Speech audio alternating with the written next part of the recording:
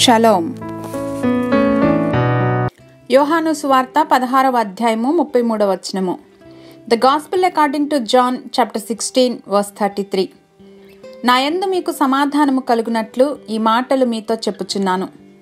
లోకములో మీకు శ్రమ కలుగును, అయినను ధైర్యము తెచ్చుకొనుడి, నేను లోకమును జయించి ఉన్నానెను. I have told you these things so that in me you may have peace. In this world you will have trouble, but take heart, I have overcome the world.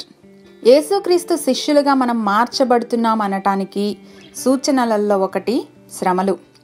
విశ్వాసము పరీక్షలకు నిలిచినదై పరిమళిస్తుంది. చుట్టూ ఉన్న ప్రతికూలత, నిస్సహాయ స్థితిలో దేవుని వాగ్దానాలు స్వతంత్రించుకోవాలి. సమాధానము, సంతోషమునకు మనం వారసులమని దేవుడు జ్ఞాపకం చేస్తున్నారు. శ్రమలలో ధైర్యము తెచ్చుకుని, హృదయంను నిబ్బరముగా ఉంచుకుని యెహోవా కొరకు కనిపెట్టుకుని ఉండాలి.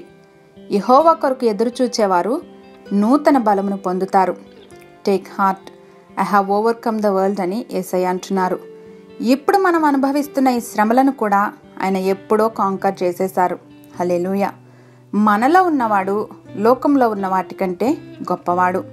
మా దేవా, మా తండ్రి, మీ నిత్య ప్రేమ కృపచేత మమ్మను బలపరుస్తూ, మాకు కలిగే భయాలను తొలగిస్తూ మమ్మను విజయపదాన నడిపిస్తున్నందుకు యేసుక్రీస్తు వారి ఘనశ్రేష్ఠ నామంలో వందనాలు సమర్పిస్తున్నాం మా ప్రియ పరలోకపు తండ్రి. ఆమెన్.